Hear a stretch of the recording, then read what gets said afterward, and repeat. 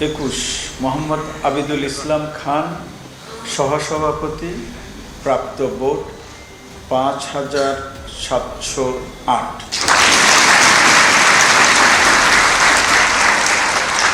22 মোহাম্মদ আবু সাদিক কায়েম সহসভাপতি, প্রাপ্ত ভোট 14,000।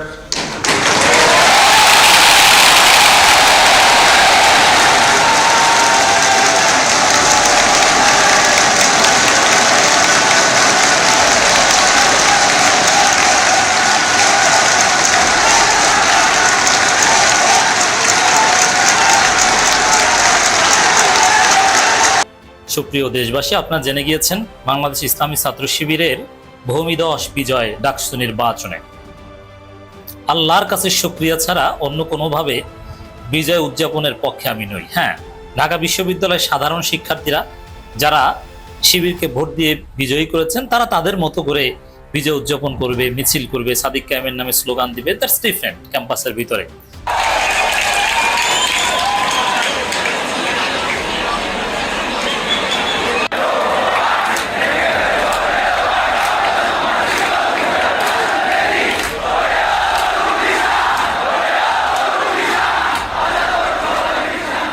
সকলকে আমি আমার ফেসবুকে পোস্ট করে জানিয়েছি যে ভিপি এবং জিএস দুই পদেই শিবিরের যে প্রার্থী তারা বিজয়ী হয়েছেন, এবং এই বিষয়টি যিনি জানিয়েছেন তার কাছ থেকে প্রাপ্ত যে খবর সেটা আপনাদেরকে জানানোর চেষ্টা করব।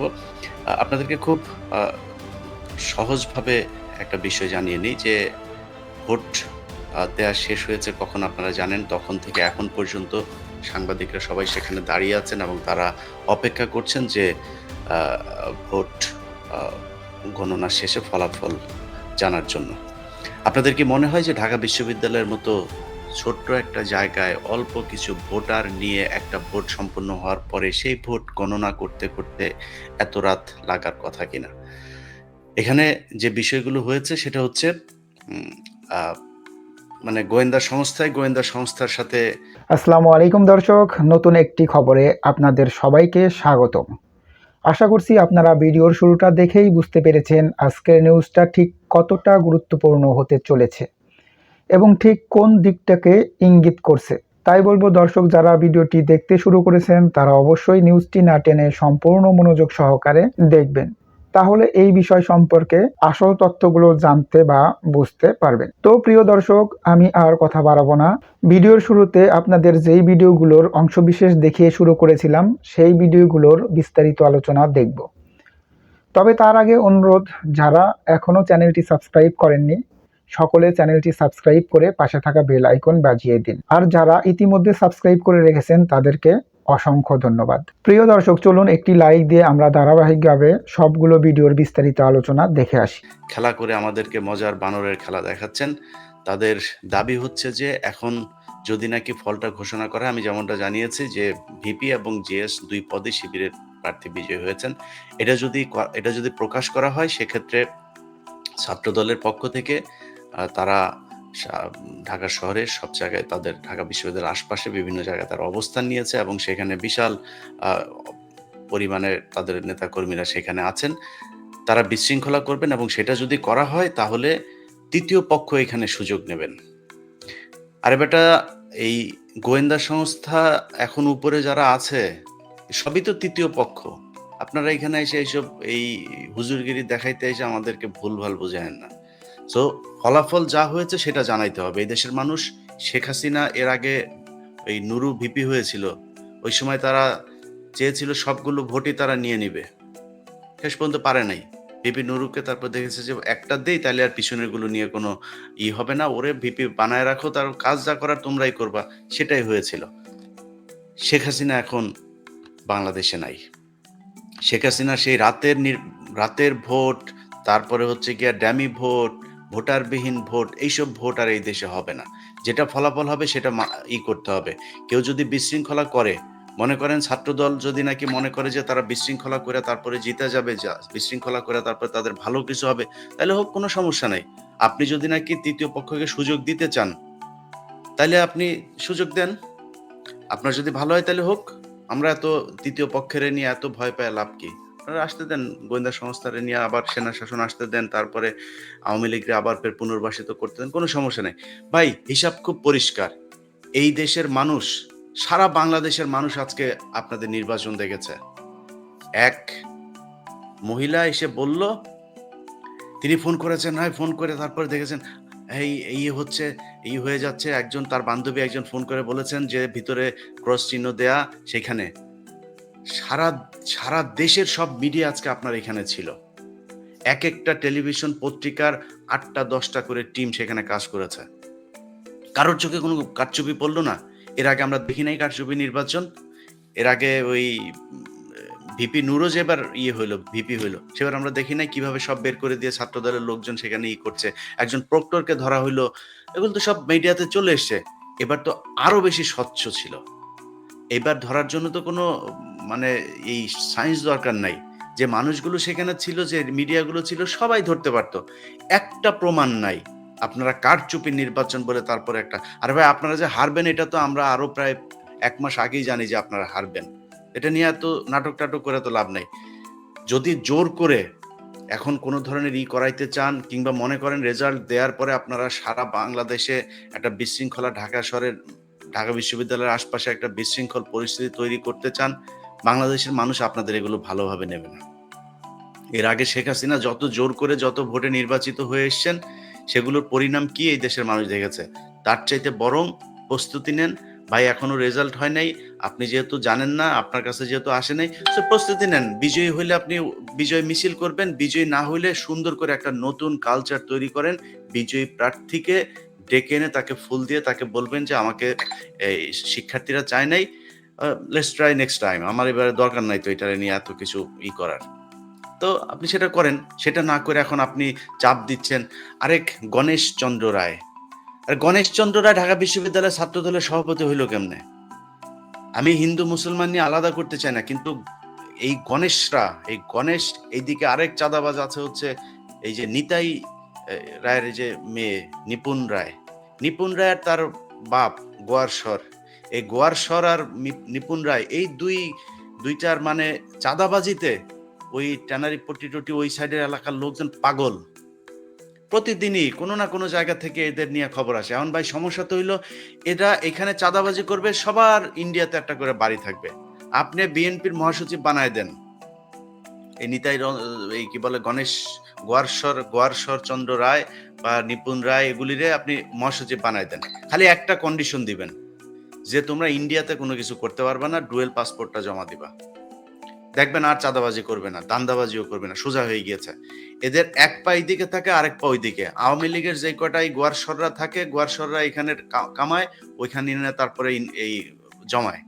আবার বিএনপিতে যে কটা আছে এখানে কামায়, ওইখানে জমায়। মূল কাজ একটাই, তথ্য রয়ের কাছে পাচার করা। সো এই গোয়ারশরদের থেকে সাবধান। গণেশের সাহস হয়েছে, একজন শিক্ষক ভিসি, তার মতো একজন ভদ্র, এই গত 15 বছরে বর্তমান ভিসির মতো ভদ্র ভিসি, নিরপেক্ষ ভিসি আসে নাই। এই ব্যক্তির সামনে সে টেবিল থাপড়ে তারপরে তার সামনে কথা বলে। আমি এই নির্বাচনের ফলাফল যাই হোক, বিশ্ববিদ্যালয় প্রশাসন এবং শিবিরের কাছে অনুরোধ থাকবে, এই গণেশরে যেখানে পাবেন সেখানে ওরে বুঝাই দিবেন কেমনে সম্মান দিয়ে তারপরে ভিসির সামনে কথা বলতে হয়। এটা আজকে যেটা আমরা দেখেছি, এটা ছাত্রলীগের আচরণ। অতএব বিএনপির ভাই আপনাদের কাছে অনুরোধ থাকবে, এটা বিশাল নির্বাচন না। এই নির্বাচন দিয়ে দেশের রাজা, মন্ত্রী, মিনিস্টার এগুলো নির্বাচিত হবে না। অতএব যদি নির্বাচনে আপনাদের পক্ষে রেজাল্ট না আসে, সেটা মেনে নেয়ার জন্য প্রস্তুতি নেন। দেশে বিশৃঙ্খল কোনো পরিস্থিতি যেন না ঘটে, সেটা আপনাদেরও দায় আছে। আপনারা গেল 15 বছর যে কষ্ট করেছেন, আপনাদের 2-4 জন এইসব রয়ের এজেন্টদের কথাবার্তা শুনে যদি অপকর্মে লিপ্ত হন, এটার দায় কিন্তু, এটার ক্ষতি কিন্তু সারা দেশের মানুষকে পূরণ করতে হবে। সো আপনাদের কাছে দায়িত্বশীল আচরণ আশা করি। আপনারা একটা মিছিল বের করবেন, একটা গন্ডগোল বের করবেন। সারা বাংলাদেশ থেকে আপনার এই ঢাকা শহরে আওয়ামী লীগ যুক্ত হয়েছে। ওই যশোর জেলার আওয়ামী লীগ বরিশাল জেলায়, বরিশাল জেলার আওয়ামী লীগ সিলেট জেলায়, সিলেট জেলার আওয়ামী লীগ ওই জেলায়, এরকম বিভিন্ন জেলায় জেলায় তারা নানান ধরনের অপকর্ম করার জন্য তাদের ভিতরে এখন এই গ্রুপগুলোতে এই আলোচনা হচ্ছে। তারা টার্গেট নিয়েছে, অমুককে ধরতে হবে। এটা যাবে কারা? বরিশাল থেকে যাবে হচ্ছে ঝিনাইদহে যায়, সেখানে মানে ঝিনাইদহের কেউ নাই, ঝিনাইদহের ওইখানের যারা আওয়ামী লীগের ছিল তারা কেউ দেখে নাই, একজন বিদেশে আছে, একজন ঢাকায় আছে, সেখানে তারা কিন্তু পরিকল্পনার সাথে সবাই আছে। এখানে আপনি নিউ মার্কেটের সামনে একটা ঘটনা ঘটাবেন, ডিজিএফআই আওয়ামী লীগের লোকজনের নিয়ে এসে ঢাকায় নিয়ে তারা তাদের ক্যান্টনমেন্টে পর্যন্ত থাকতে জায়গা দিয়ে রেখেছে, তারা মাঠে নামানোর জন্য প্রস্তুত, এসে তারপরে ঘটনা একটা ঘটায় দিবে, আপনিও মারা যাবেন। আপনি তো ছাত্রদল করেন, আপনি তো এটার সাথে নাই, কিন্তু আপনার বুকে গুলি চালাবে, ওরা 2-4টা লাশ ফালায় দিবে। এই যে আপনি সব শেষ দেখেন, এই যে নুরাল পাগলা, এই নুরাল পাগলাই বদমাইশের লাশ উঠায় তারপরে করছে, এই বদমাইশের লাশের মধ্যে মুইতা দিলেও সমস্যা না, আমি খেয়াল করি না, ওই নিজের ইমাম মাহাদি দাবি করেছে ওরা মুইতা দেন, ওর কিছু বক্তব্য আমি পরে শুনলাম। তো মানুষের ক্ষোভ আছে, এই মানে ডিজিএফআই কিন্তু ভাই, আপনি ধরেন এক জায়গায় দাঁড়ায় আছেন, ডিজিএফআই এর লোক যায় আপনারে মারধর শুরু করে দিবে, আপনার দোকানে ভাঙচুর, এটা করবে না, করে কেমনে? আপনার দোকানের সাথে আরেক দোকানদারের সম্পর্ক খারাপ, তারে দিয়ে আপনারা করবে যে ওরে একটু সাইজ করতে হবে, ওরে করো, আপনি যাবেন যায় ওর দোকানে, ওরে যাবেন মারতে, ডিজিএফআই এর লোক 4-5 জন থাকবে, আপনি তো খালি গেছেন ওরে 2-4টা চট থাপ্পড় মারতে, ডিজিএফআই এর লোক যায় পেটের মধ্যে ঢুকাই দেবে চাকু একটা, হইলো কি 2 দোকানের এই ভাগাভাগি নিয়ে দ্বন্দ্বে প্রাণ গেল আরেক দোকানদারে, মারলো কে আসলে? তো DGFI. That's how they work. আপনার এই জিনিসগুলো মাথায় রাখতে হবে। এই নুরাল পাগলার এখানে যেমন ছাত্রলীগের 2টারে পরে পাওয়া গিয়েছে, এগুলি ডিজিএফআই, এগুলি রয়ের, তারা এই সারা দেশে এইভাবে ঘটনা ঘটাবে। সো আপনি একটা মিছিল বের করবেন, মিছিল বের করে আপনার কাজ থাকবে, ভাই ছাত্রদল তো জীবনে ছাত্রলীগের মতো হিংস্র হইতে পারবে না, কিন্তু ছাত্রলীগ আপনার ভেতরে ঢুকে যাবে, এখানে শত শত হাজার হাজার মানুষ আসবে, আপনি জানবেন নাকি কে ছাত্রদল আর কে ছাত্রলীগ আর কে ভারত থেকে এসছে? চিনবেন আপনি? চেনা তো সম্ভব না। যেই কারণে আমি মনে করি যে আজকের যে ঘটনা, এই ঘটনা যদি নাকি আপনারা মনে করেন সামনের নির্বাচনে আপনি 2012 সাল 13 সালের ঘটনাগুলো যদি দেখেন, সেখানে একই অবস্থা ছিল। এই আওয়ামী লীগ জোর করে, আপনি দেখেছেন যে সেই যে খুলনায় ছিল মনি, তারপরে ঢাকা সহ বিভিন্ন জায়গায় হেফাজতের ঘটনার পরপর যে নির্বাচনটা হইলো, সবখানে আওয়ামী লীগের ভরাডুবি হয়েছে। তারা কি করলো? জোর করে সেখানে নির্বাচিত হলো নিজেদের লোকজন, জোর করে এই মেয়রদেরকে ক্ষমতাচ্যুত করলো, জেলখানায় নিল। 14 সালে, 18 সালে, 24 সালে যে নির্বাচনে সবখানেই তো আওয়ামী লীগ জিতেছে, লাভ হয় নাই তো। সো জনগণের মন কেমনে জয় করা লাগে, কেমনে জয় করা যায় সেই ব্যবস্থা করেন ভাই, নাইলে এইভাবে জোর জুলুম এইসব শয়তানি বাটপারি এগুলি করে করা যাবে না। আমার কথা যদি জিজ্ঞেস করেন, আমি এবারের নির্বাচনে সাদিক কায়েমের পক্ষে ছিলাম। সাদিক কায়েমের পক্ষে কেন ছিলাম? কারণ এই দেশকে ভারত পাকিস্তান এই ভাগাভাগি করা, এটা এই দেশের মানুষ আর চায় না। যারা আপনাদের মতো এই যে বিরানি আলম সহ যেসব আপনাদের নতুন স্বঘোষিত বিএনপি সেজে এখন বিএনপির পক্ষে কাজ করার চেষ্টা করছে, এই মানুষগুলি আপনাদের ধ্বংসের জন্য যথেষ্ট, আর কিচ্ছু লাগবে না। আপনি যদি নাকি আজকে ভারত পাকিস্তান এই না নিয়ে আসতেন, আমরা যেতাম না তো তাদের পক্ষে। আর ভাই, এখন আপনি যদি মনে করেন যে বাংলাদেশের মানুষ এই ভারত পাকিস্তান এই খুশি, তারা পাকিস্তানি রাজাকার বললে তারা খুশি হয়ে যাবে, তাহলে তাদের জন্য হাসিনার চেয়ে ভালো কেউ কিছু ছিল না। হাসিনারে কেন তারা রাখে নাই? হাসিনারে রাখে নাই কারণ তারা এই ভাগাভাগি পছন্দ করে না। আপনারা যদি সেই কাজই করেন, বাংলাদেশের মানুষ আপনাদেরকে ওইভাবে রেড কার্ড দেখাবে। ভালো হইতে হবে ভাই। জামাত যা করে, ছাত্র শিবির যা করে, তার চেয়ে ভালো কিছু করেন। এই দেশের মানুষ শিবিরের, আমি বিশ্বাস করি জামাত শিবিরের বাংলাদেশে বিএনপির অর্ধেক ভোটও নাই, তারা নির্বাচিত হবে কেন? আপনি আপনার কাজ করেন। সারা দেশে চাঁদাবাজি হচ্ছে, এটা সত্যি কথা, আপনি এটা লুকায় রাখবেন কিভাবে? আমি বলবো না, পিনাকি বলবে না, কনক সরোয়ার বলবেন, আরেকজন বলবেন, কেউ না কেউ বলবে। সারা সব দেশের মিডিয়া, আপনি সেই পঞ্চগড়ের এক গ্রামের ওয়ার্ডের কমিটির স্বেচ্ছাসেবক দলের নেতা চাঁদাবাজি করতে গিয়ে কট। আরে ভাই, সে যে চাঁদাবাজি করতে গিয়ে গ্রেফতার হইল, সে তো সেই পঞ্চগড়ের এক গ্রামের এক স্বেচ্ছাসেবক দল। হেডলাইন কি আসলো? হেডলাইন আসলো হচ্ছে স্বেচ্ছাসেবক দলের নেতা চাঁদাবাজি করতে গিয়ে গ্রেফতার। এরপরে তারেক রহমানের কাছে খবর গেল, যাওয়ার পর তারেক রহমান তো চাঁদাবাজির খবর শোনার সাথে সাথে বহিষ্কার অর্ডার দিয়ে দিয়েছে, সাথে সাথে বহিষ্কার করতে হবে, বহিষ্কার করে দিল। এই যে গ্রেফতার হইলো, নিউজ একটা হইলো, বহিষ্কার করলে নিউজ আরেকটা হইলো, দুইটাই কিন্তু পাবলিসিটি হইলো যে আপনারা চাঁদাবাজি করেন। সো এখান থেকে বের হইতে হবে। আপনার দলে ভালো মানুষ আছে তো। এই বিএনপি গত 15 বছরে, আমি তো মনে করি এদের 80% মানুষ প্রচন্ড ভালো মানুষ, তারাই চাঁদাবাজির বিরুদ্ধে অবস্থান। তাহলে 20% কন্ট্রোল করেন। তাদের কন্ট্রোল করার জন্য এক এলাকায় 3টা গ্রুপ, এক গ্রুপ যদি চাঁদাবাজি করে, 2 গ্রুপ এখন আপনারা নিজেরা আরেকটা কমিটি তৈরি করেন, করে ওদেরকে প্রতিরোধ করেন। এটা যদি না করতে পারেন, দেশের মানুষ কিন্তু এখন ঘরের মধ্যে বসে সবকিছু দেখে, কি হচ্ছে, কারা কি করবে, কিভাবে চলবে দেশ। তারা আপনাদের রেড কার্ড দেখাই দিবে। হিসাব করে চলতে হবে। নির্বাচনের যে গোয়েন্দা সংস্থা এখন সরকারকে চাপ দিচ্ছে, ভিসিকে চাপ দিচ্ছে যে এটা করা যাবে না, ছাত্রদলকে একটা দিয়ে ছাত্র শিবির আরেকটা, এইভাবে ভাগাভাগি করে নিজেদের মতো করে করবে। এই জন্য এই 5ই আগস্ট এতগুলো মানুষ জীবন দেয় না। নির্বাচন হবে, নির্বাচনে যার যা ফলাফল হবে তাকে সেই ফলাফল ঘোষণা করতে হবে। এর জন্য এই দেশ স্বাধীন হয়েছে। সো আমরা এতদিন অর্ধ স্বাধীন ছিলাম। 1971 সাল থেকে 2024 সালের 5 আগস্ট পর্যন্ত পূর্ণ স্বাধীনতা লাভ করেছে এই দেশের মানুষ। আজকে সারা দিন ঢাকা বিশ্ববিদ্যালয়ের দিকে তাকিয়েছিল। আমরা নিজের চোখে দেখেছি যে ঢাকা বিশ্ববিদ্যালয়ের শিক্ষার্থীদের ভেতরে কি উৎসাহ, উদ্দীপনা। আমি বাংলাদেশের এই শ্রেষ্ঠ মেধাবীদের যে বিদ্যাপীঠ, আপনাদের কাছে অনুরোধ থাকবে, ভোট কেন্দ্রে প্রহরীর মতো দাঁড়িয়ে থাকবেন। যা ভোট গণনা হয়েছে সেইটাই প্রচার করতে হবে, সেটাই প্রকাশ করতে হবে। এটা আপনাদের করতেই হবে। এটা যদি না করেন তাহলে নতুন করে এই ভোট কারচুপি, দিনের ভোট রাতে এগুলো চলতেই থাকবে। এটা বাংলাদেশে আর চলতে দেওয়া যাবে না। আমরা অপেক্ষা করছি। এতক্ষণ লাগার কথা না এই নির্বাচনের ফলাফল ঘোষণা করতে। ভিসি স্যার, আপনার কাছে অনুরোধ, আপনারা গুলি করে মারা ফেলবে, আপনারা অ্যারেস্ট করবে, কিছুই করবে না। যা হয়েছে নির্বাচনের ফলাফল ঘোষণা করেন। এই দেশের মানুষ ফলাফল দেখার জন্য রাত জেগে বসে আছে। কিন্তু আমার দর্শকবৃন্দকে আমি অনুরোধ করব, ছাত্রদলকে আমরা অনেক কিছু বলেছি বা আব্দুল কাদেরদেরকে অনেক কিছু বলেছি নির্বাচনী প্রচারণার সময়, এমনকি আজকেও বলেছি, কিন্তু বিজয়ের পর সামান্যতম খোঁচা কাউকে দেয়া যাবে না। শিবির জিতেছে এটার ব্যাখ্যা করার কিছু নেই, আপনাদের জানানোর কিছু নেই। এই বিশ্ব জেনে গিয়েছে শিবিরের ভূমিধস বিজয়। কেমন বিজয়? ছাত্রদল বা অন্য সবাই মিলে যা পেয়েছে তার চাইতে শিবির একা, মানে সব প্যানেল যদি জোট করতো তারপরে শিবিরকে হারাতে পারতো না। এরপরে ছাত্রদলের চাইতে 4 থেকে 5 গুণ বেশি ভোট পেয়ে পূর্ণ প্যানেলে শিবির জিতে যাচ্ছে। হল সংসদ থেকে শুরু করে চারদিকে জয় জয়কার। শিবিরের প্রত্যাশার চাইতে বেশি যায়।